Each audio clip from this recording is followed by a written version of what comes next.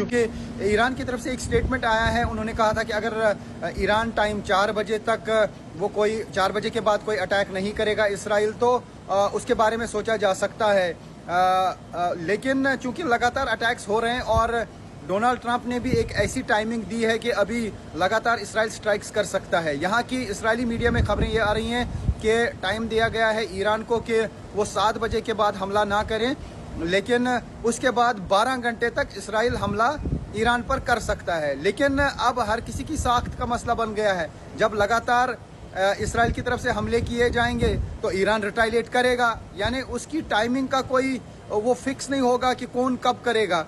तो ऐसे नहीं है, हालांकि सीज फायर तो ऐसे होना चाहिए था कि 5 बजे के बाद दोनों मुल्क जो हैं वो खामोश रहेंगे या 6 बजे के बाद दोनों मुल्क जो हैं वो खामोश रहेंगे, लेकिन ऐसा नहीं कहा गया। पहले ये कहा गया कि पहले ईरान जो है वो 7 बजे तक जो है 7 बजे के बाद यानी सुबह यहाँ के टाइम के 7 बजे के बाद कोई एक्शन नहीं करेगा, लेकिन इसराइल करता रहेगा। तो मुझे लगता है कि अभी इसमें क्लैरिटी नहीं है। अभी यरूशलेम से कोई इस तरीके का स्टेटमेंट नहीं आ रहा है कि वो क्या कहने वाले हैं इस हवाले से। तो फिलहाल डोनाल्ड ट्रंप ने फिलहाल थोपा तो है सीज फायर, लेकिन क्या ये चलेगा ये आने वाला वक्त बताएगा। लेकिन मेरे साथ डैनियल हैं, यहाँ पे इजरायली सिटीजन है, इनसे बात करेंगे। Daniel, there is lot of chaos and confusion about the ceasefire. What's your reaction? You expressed your happiness over the ceasefire announcement, but it seems very difficult because the timing has been given entirely a different kind of a timing. That what the Israeli media is saying. Israeli media says that Israel will stop in 12 hours, okay, and Iran needs to stop. They needed to stop before 3 a.m. So we are waiting. It's very confusing here to the Israeli media and also to the Israeli people here.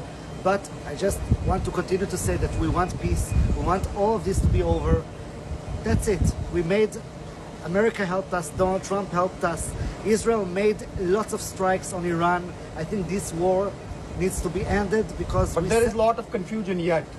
We have a confusion. How it is going to go ahead. This is always you have confusion in the end of the wars because everyone wants to have the ego and to say I'm finishing first, I will finish, but everything will be good. And I think that this ceasefire will be done. Long lasting.